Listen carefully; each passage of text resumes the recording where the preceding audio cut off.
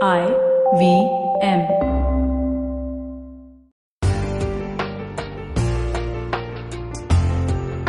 Hi guys and welcome to Know Your Kanoon. This is Amber from EMRA Ventures, and in today's session I have somebody very close to me, someone I've known through my childhood, someone who's evolved to be a very close person to me in terms of family, professionally and otherwise. He's just like a brother. His name is Dr. Akshay Kumar. He's a psychologist. He is also one of the directors in a company called Ask Insights, which is into diversity and inclusion. They train corporates on different aspects of behavior and LGBT inclusion in the workflows. Rest, I'll keep it on Akshay to introduce himself.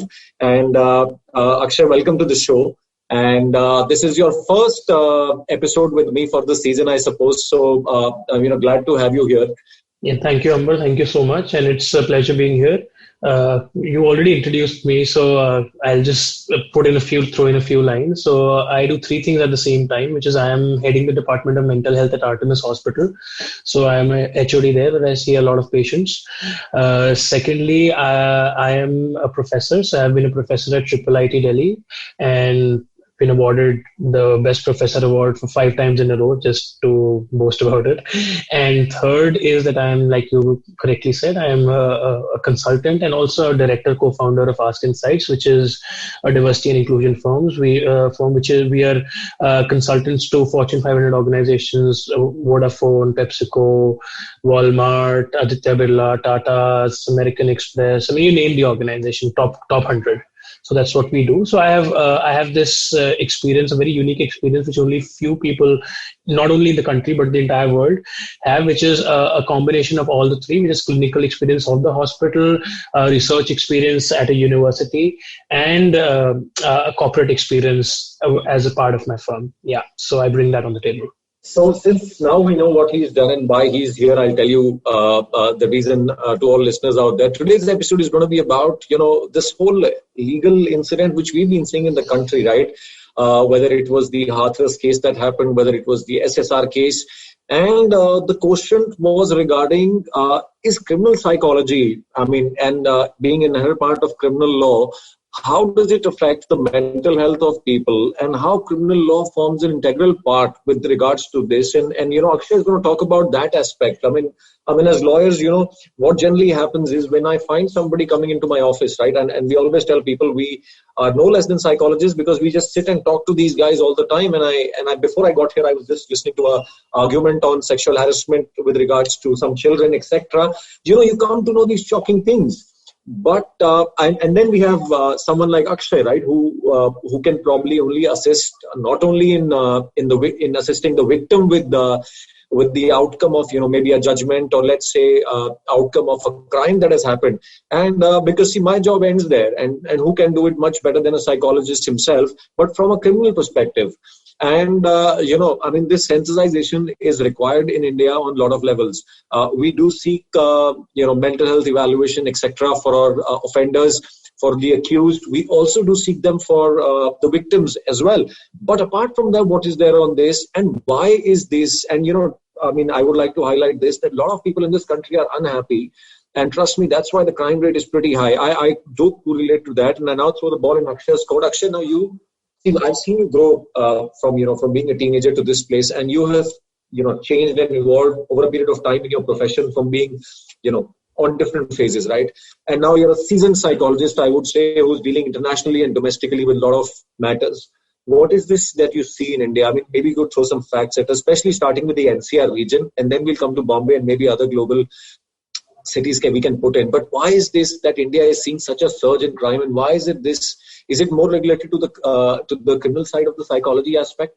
As a lawyer, I'm intrigued to ask that. So because we stay in India, we think that it's only happening in India, but that's not true. It's happening all over the world. So if you see the American scenario where Black Lives Matters is a huge thing right now because of a gunshot that happened. And we see a lot of gun firing happening even in schools and colleges there because of the legalization of guns. You can carry guns wherever you want. So it's not just that it's happening in India, it's happening everywhere. It just depends where you are living. So you just see that news all the time. So if you were in the United States right now, you would be seeing a lot of crimes which are happening in the United States. Probably there are different kinds of crimes, but they're crimes nevertheless. So let's talk about Indian scenario. If you ask me, I mean, we all know that we are going through a lot of economic challenge in the country right now. I Right. mean, since a long time now, the economy has been in shackles because of various things. I mean, whether it's demonetization or it's the COVID now, and there's so many things which have happened because of which there are a lot of people who are grappling with the economy, who are frustrated. And a very interesting thing in psychology is that it's not as simple as A is equal to A. In psychology, there are various factors which might result to a particular consequence which is altogether different. So it's not necessary that you see somebody who's frustrated with the economy, and that person will probably engage in a crime which is related to an economic angle only. So a person who's frustrated with the economy may lead to a totally different crime. For example, molesting somebody, because that person is just frustrated in his mind and he needs to take out his frustration somewhere. Things what happen in the human mind are not as simple as we think. It's not A is equal to A, like I said. That something might just turn into something totally different. That's how it happens. And so there could be various reasons why crime is happening in the society. Like I said, economic troubles. People might just be wanting to come out of their closets when they're frustrated in their home and they want to come out, or probably somebody who might have had a breakup, wants revenge, may not be able to get that revenge from his or her partner, so may lash it out onto somebody else, right? So there could be various reasons. I mean, we could talk about a particular case if you want, but there could be thousands and thousands of reasons why crime is happening right now. No, so I mean, rightly agreed. Why? I mean, and as you said that it could be happening due to 100 reasons, and when we interact with these individuals, and I mean, for me, I mean, as for it is for a doctor, for me, it's a client, right? I don't judge the individual on the basis of what he or she has done, whether they're on the wrong side of law or the right side of law. But what shackles and shackles are thinking processes when heinous crimes are there. Like I see Delhi being a very frustrated, capital. So if you specifically talk about, I'll come to all of the places. I like to start with NCR because Delhi, of course, from a legal perspective, has almost the most tumultuous changes. And we, as residents of Delhi, or many of us as residents of Delhi, there is a different mindset people have here, right? From whether it's from a law perspective. If you specifically talk about Delhi, then there is a historical background to it. There's a lot of research which has gone into it, and Delhi has been a very unstable city since the middle 15th century. And so Delhi has been plundered and looted by Muslims, by Nadir Shah, by the slave dynasty, by people coming from Afghanistan region. So Delhi, whenever it was trying to get settled, it was plundered and looted. So people in Delhi have been insecure since ages, because of which a sense of aggression has come into. So the personality of people is developed by how their ancestors have been, right? And that is genetically transitioned to the next generation, and not just genetically but also behaviorally. When you see your parents, they see their parents, and over a generation a particular personality type is formed. So Delhi specifically has been a very insecure place for people, and because of that, people in Delhi are really aggressive. And I mean, I cannot label everybody because not everybody is aggressive. Of course. But it's a bell curve, and people, as a geographical region, most of the people in Delhi are categorized as a little more aggressive and a little less patient because of this historical perspective that can be looked into. Also, another reason that has been researched into is that Delhi does not have a particular culture of its own. So most of people in Delhi are immigrants from somewhere else. So when you ask people, are you a Punjabi, or are you a Bengali, or are you a Tamilian, or are you from Haryana, or are you from Uttar Pradesh, it means that you have migrated from some city. So you might not have, but your parents might have. Even they might not have, their parents might have. And so nobody actually belongs to Delhi except for a very few people. People came to Delhi to earn, right? And earning means competition. And when you are competing to survive, you need a certain aggression. And now that has become a habit. Right. So people left their hometowns, their comfort zones, to come to a city which was unfamiliar, and to survive in that city, they needed that aggression, and now that has become a personality type of Delhi people. Right. No, so when and why I put context to this, now I'll come to the legal side of things, where maybe on criminal psychology perspective you can talk about and maybe throw some light on that. Heinous crimes in India have been on the rise. what we saw in Hathras, or these are reported ones. I can tell you unreported ones on a daily basis that I see in the court. And there are such gruesome ones where we had recently one case where someone shot someone and buried them in the ground, and then after like 6 months went and confessed to the cops that, I killed my XYZ individual who was close to me, maybe my daughter, and she's buried there, and I surrender.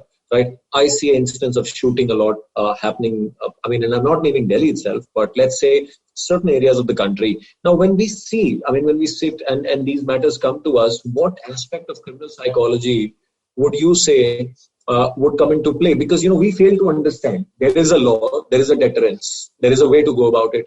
But how do you cure? Cure is not through law. Law is solution. So has law ever stopped crime?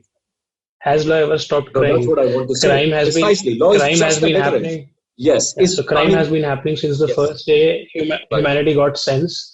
Right. And there have been different sorts of laws in different countries in different eras, and yet crime has always been there, and probably will always be there, because law can only stop people who have a sane mind.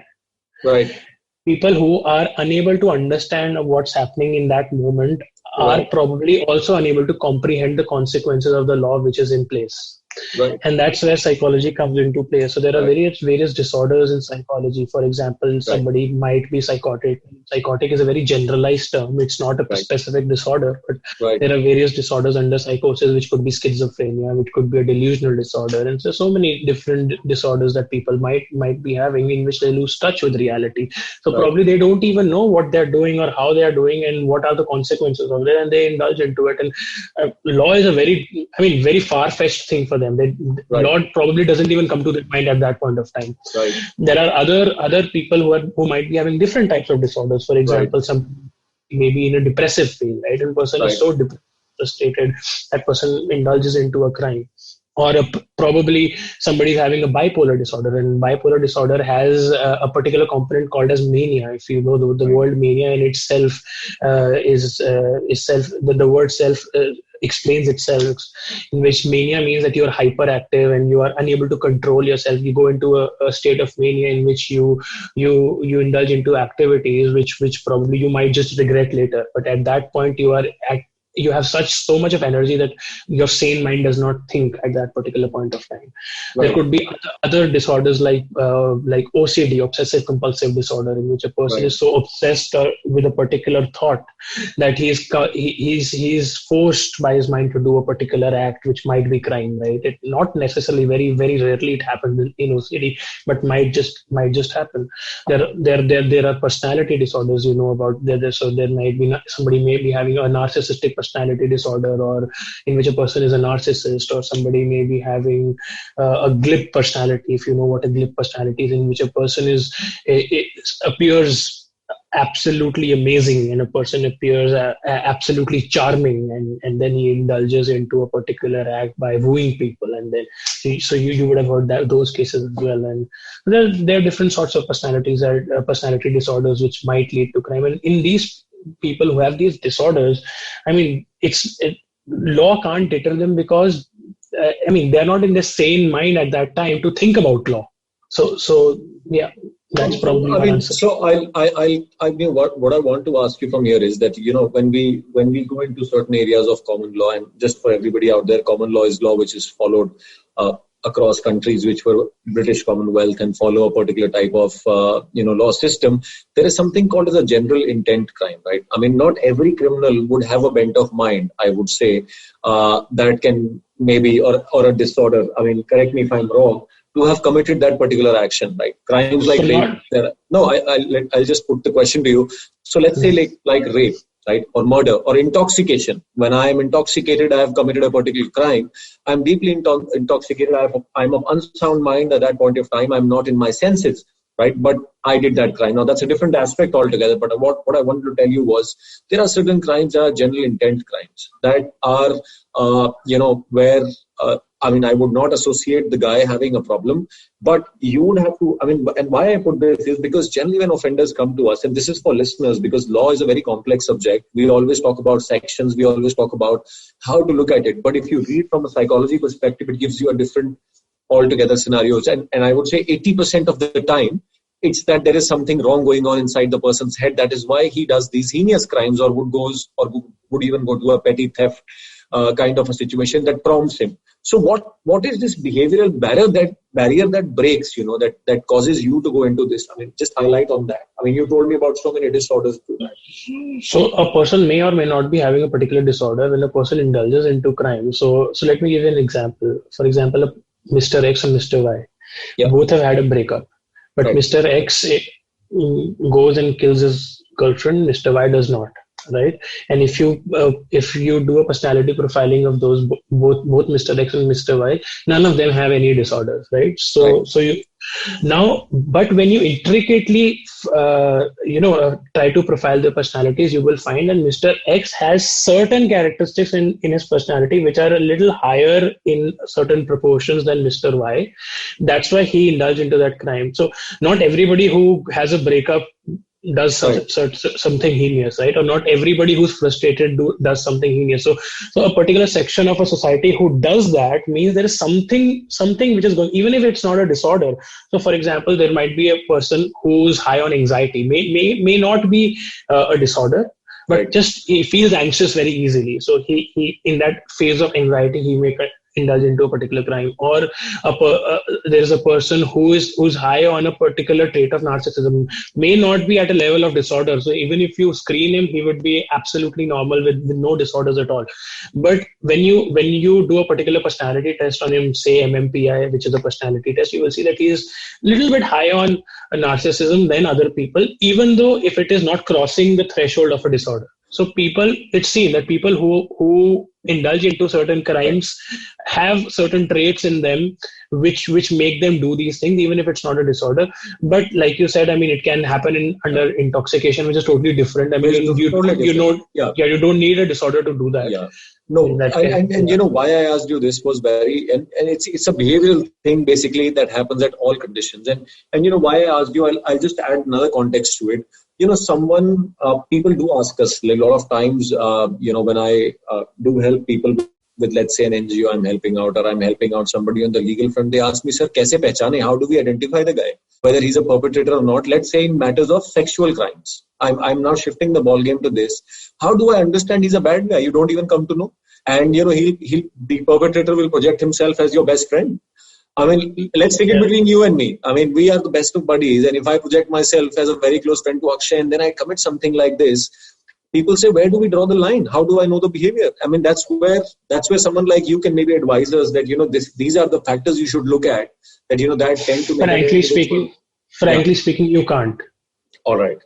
It's not possible because nobody will be able to conduct so many personality tests on people and find out whether they're high on certain traits or not. Right. So if you are not a professional profiler, probably you will not be able to gauge whether that person can be an offender or not. So practically speaking, it's not possible. So what can I do then in that case? I would say from you, because this I tell my victims, what happens is, someone who's gone through a sexual crime, the repercussions of it mentally. I mean, as it is, depression in India is such a underplayed thing. But somebody who's gone through such a crime, when they come out, right, and then they don't even know how to deal with it because the society will not understand them, what they are going through. Some of them have convulsions. What do you suggest to someone like that? That how do they condition themselves to save themselves from this, this thought of being attacked again? It's something of those sorts. So that person needs help, psychological help. That person needs to go to a consultant. And not necessarily it will happen again, but if that person is perpetually afraid that something might just happen again to that person, which means that person has become mentally afraid of certain things which had happened to that person, and now is stuck with that memory. And at that time, psychologists and psychiatrists can help them come out of it and also give them a healthy state of mind so that they can move on in life, because it's important to move on. Not necessarily things will happen. Nevertheless, you need to be careful in life and not be careless again. And so again, I don't even mean again, because it's not the fault of a person who's got molested or has been sexually abused. So it's not their fault. It's the fault of the society or that person who has indulged into that crime. And you just need to be careful in life and you need to move on by taking help. I mean, hope and optimism is your best friend at that point of time. You need to go to a psychologist, and they have tools to induce hope in your personality, induce optimism in your personality, induce courage in your personality, strength in your personality, so that you can move on in life. Because not necessarily something has happened will happen again. No, that is why I put this question to you again. I'll reiterate is, what happens is sometimes, and I'm sure you come across people who have gone through such, maybe let's say even domestic abuse. I'm again narrating, and they've gone through domestic abuse.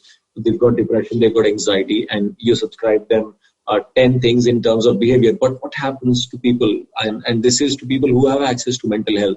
Now, from a criminal perspective, let me tell you, somewhere like I was in a district court somewhere in Pune, and there was this one hearing in camera proceeding going on, and this alleged rape victim was there, and the perpetrator was there, and he happened to say certain things to that particular woman, and she broke down. But when she came out and we told her, we are your defense lawyers, and we did speak to you that, hold yourself together, do this. We could not help her out at all. And she definitely said that, I might not be mentally in the right frame of mind, but we don't have the exact amount of infrastructure to help them there with this. So in that case, what do you suggest in terms of self-help can be done from a psychological perspective? Let's say, there is one way of someone who has access that they can reach out to you. Let's say they can give you a call, they can write you an email. But what do you do about this person? How do you tell them self-help?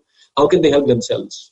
So the point is that if somebody has got typhoid, right? Just as an example, you tell them to help themselves. It's not possible. You need an infrastructure. You need medicines. There was a time when people used to die of jaundice. Now you have medicines. You don't die of jaundice anymore. Right.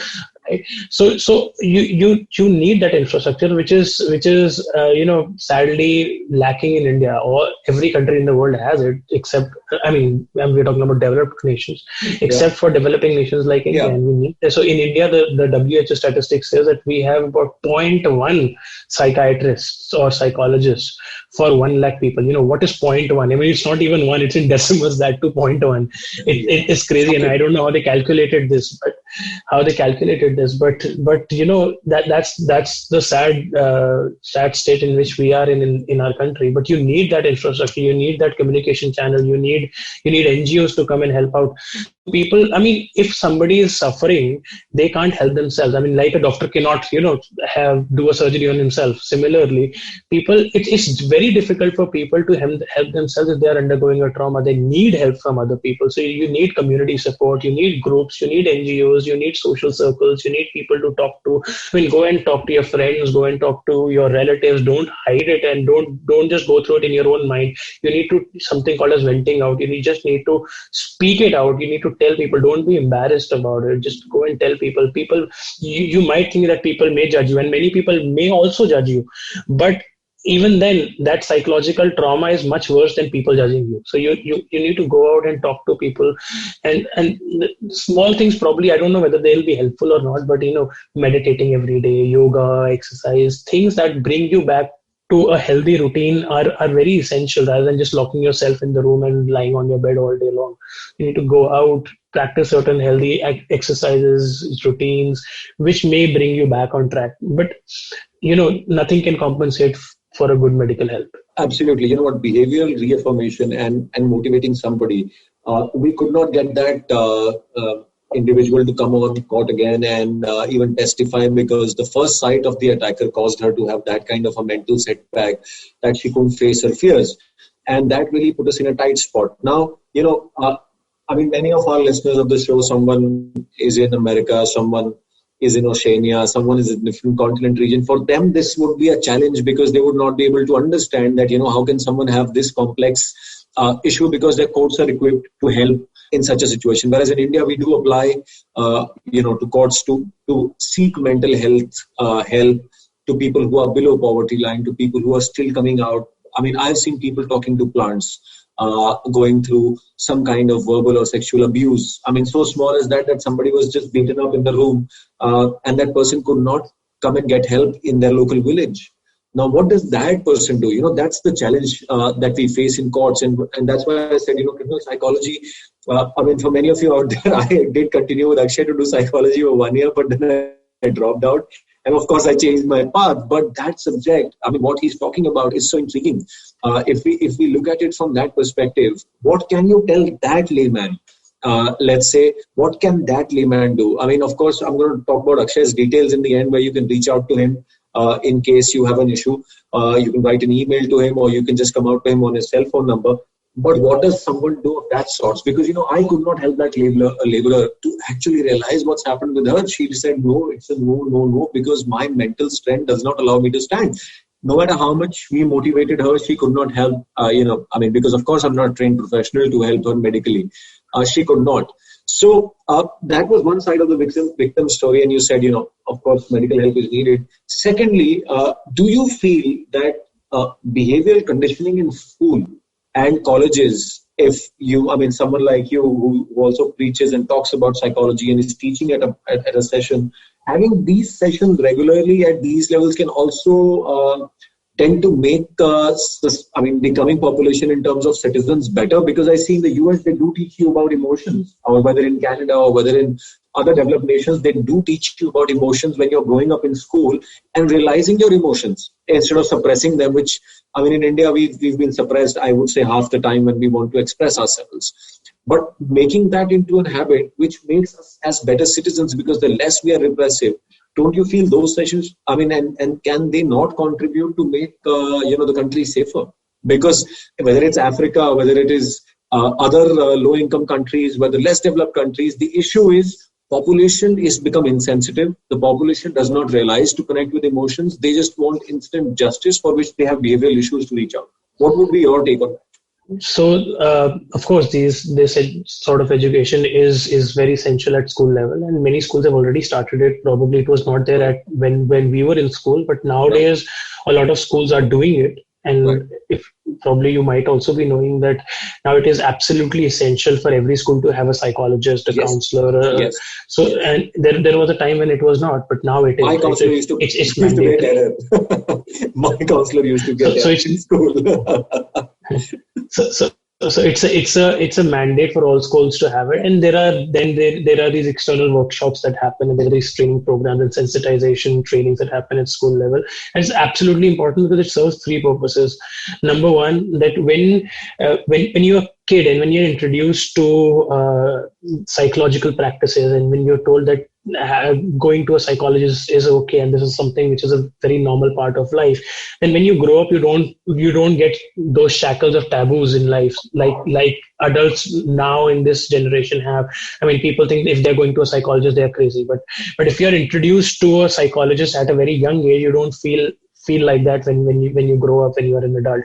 So it's important to break that wall when you are a child, right? So that's number one. Number two, if you're psychologically groomed when you are a kid, and if you're told about what's good and what's not good, for example, good touch, bad touch, and things like that, then you are much more open to telling these things to your parents and to your friends, rather than if you were not told about them. Because there are many people in our generation who go through certain things, say sexual abuse or molestation, and they don't tell it to anybody, not even to their parents, because they're ashamed of it, right? But if you are given that courage since childhood, if you're told what's right, what's not, what's the right touch, what's not the right touch, go and tell your parents if somebody is touching you in the wrong way, then such things give you that confidence that even when you grow up, there are no barriers in you speaking about it to others. That's the second thing in which it helps. Number three, people who are groomed since childhood, what's good and what's not good, probably, there is no data on that, but they will not commit those crimes at all if they're told. No. What's good and what's not good. So very rightly put by you, and this is lastly what I would, before we close this, I want to ask you this, is 15, 16-year-old teens you see nowadays in cities, and whether it is cities or it's the, I would say, rural part of India or the real India, they tend to have such conversations where, I don't know, whether you and me, when we were kids, we could never abuse so openly when we were walking, like in front of elders or others. That's a behavioral issue, isn't it? And I have seen mostly that when a young offender comes to us at the age of, let's say, 21, 22, he is very boisterous about his personality in a way that he feels this is okay to do so.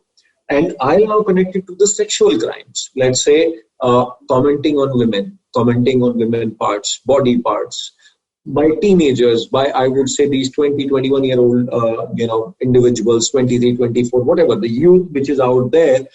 That is why we see this rise. And I'm seeing it in the sense it has become so habitual to comment about it, whether it's a movie hall, whether you're walking a bus, whether you're in a car, you're a taxi, they're so open to talk about all of this. Don't you feel even though they have all of these things in their school, they're still lacking in realizing, isn't that a behavioral issue?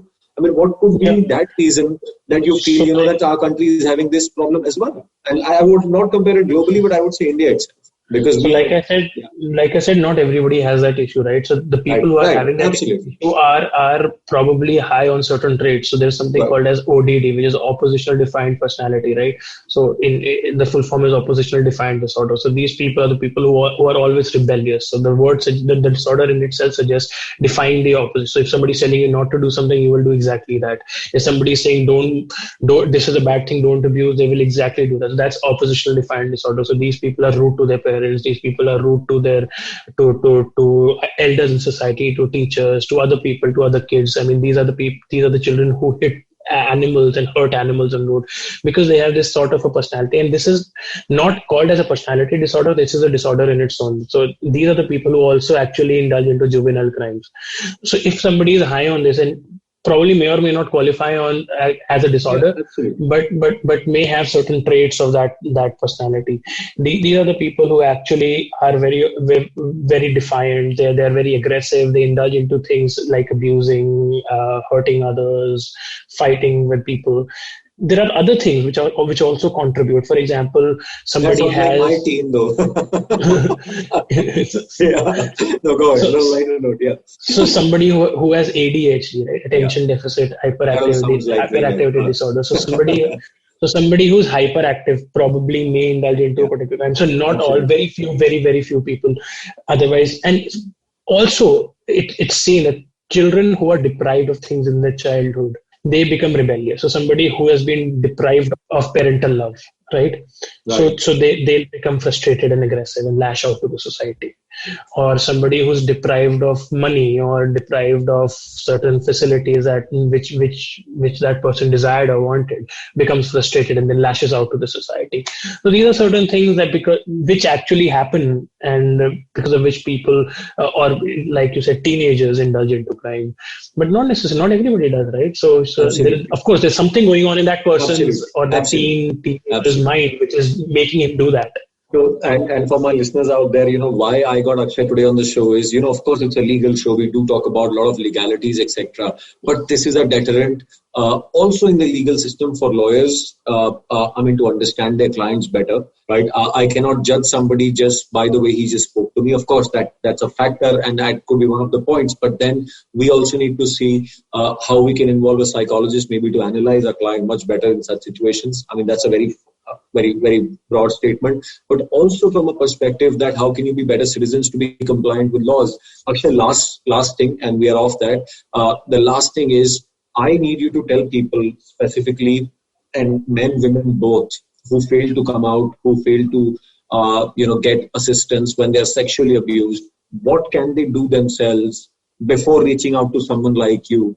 Right, and gathering some techniques maybe where they can gather that muster, that courage themselves to reach out to you, because they would not, no matter how out you are there, and you would be knowing it all the time that it takes a lot of barrier for somebody to come there. But what would you tell someone of a victim of this crime, a sexual crime, how they can help themselves? Because right now we see a huge amount of sexual abuse coming out in media, though, but we keep seeing it on a daily basis. And I'm talking about those who go unsaid. So how can you help them? What do you recommend to them before we close, and then we'll come to your details? Right. So I'll not tell you what is good to hear, but I'll tell you what research says. And So one of my researchers, which was accepted at the American Psychological Association which is the biggest platform in the world to present Right. psychological researches. Only one in a lakh researchers are accepted to present a keynote Right. there. So mine was accepted, and an extension of this research was accepted at the second biggest platform in the world, which is International Congress of Psychology, which had to happen this year in Prague, and now is postponed to the next year because of COVID.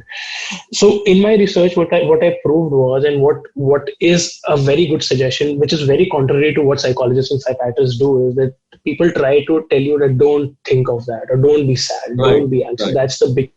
That's the biggest mistake that you can do, or you can tell somebody to do.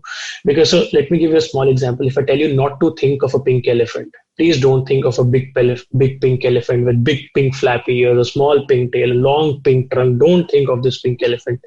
What's coming to your mind? The pink elephant, right? So when I tell you not to think of something, there's this property of the mind called as the ironic processing of the mind, which was given long back by Daniel Wegner.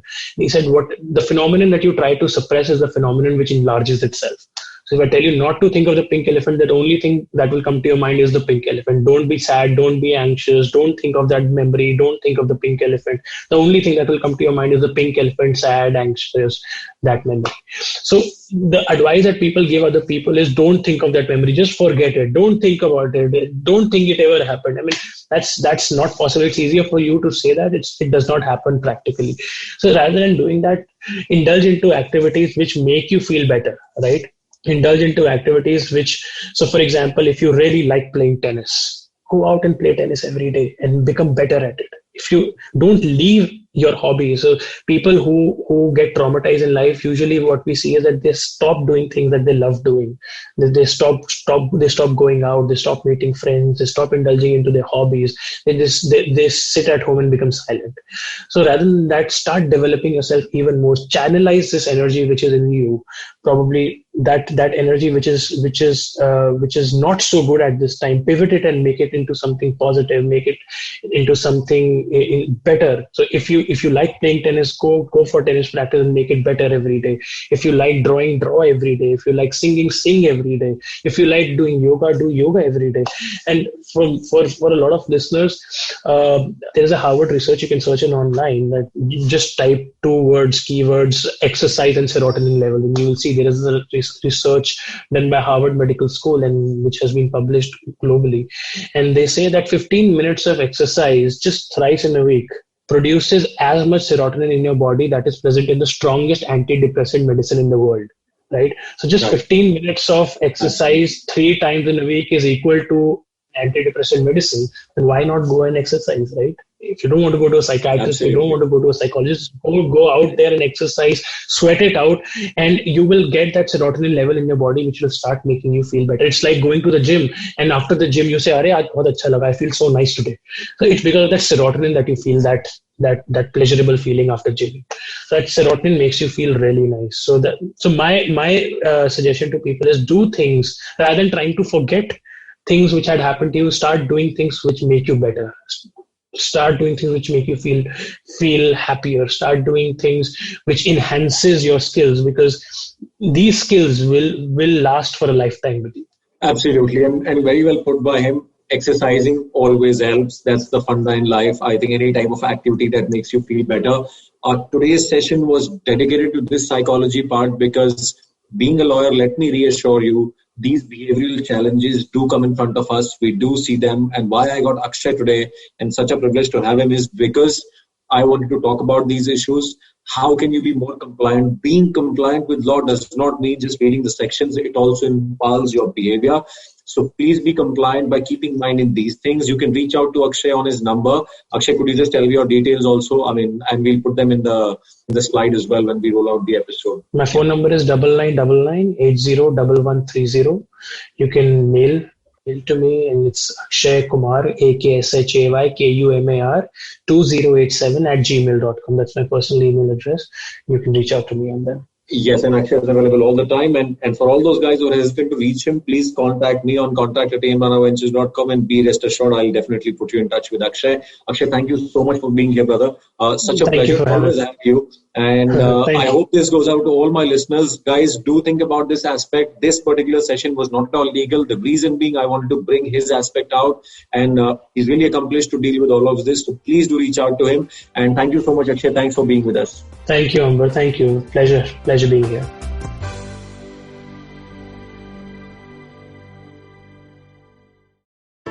I hope you enjoyed that show. If you aren't following us on social media, please do. We're IVM Podcasts on Twitter, Facebook, and Instagram. I want to remind our Tamil-speaking audience about the new show from Kadai Podcast. The previous season was Punyan Selvan. The new show that we're doing is Sivakamyan Sabata. Kavita Jiva, who's the host of the show, basically what she does is she retells these old classics in a modern idiom. I think you'll really enjoy that. Quickly running through some of the other guests that we had this week. Luke Coutinho showed up on Cyrus Says, where he and Cyrus had a great conversation about fitness and all things related to that. Rahul Dacuna was on Gauri Devi Dayal's show. This rounds on me. Again, great conversation around brands and things like that. Maruti Nayat had Kaveri Banzai on her show to discuss Sushant Singh Rajput's death and the effect it's going to have on Bollywood as it goes forward. Archana Vora, who is a director of small and medium businesses at Facebook, she was on Advertising is Dead, talking about the kinds of work that Facebook is doing with smaller businesses. And remember, Edges and Sledges continues its fan series. Do definitely check that out. And last, one final thing, that Cock and Bull this week was really interesting. Cyrus, Kunal Vijayakar, Gauri Devi Dayal, and myself spoke quite a bit about the restaurant industry and the challenges that they're facing in this pandemic. So do definitely check that out. I think you'll enjoy that. And with that, I hope to see you again next week.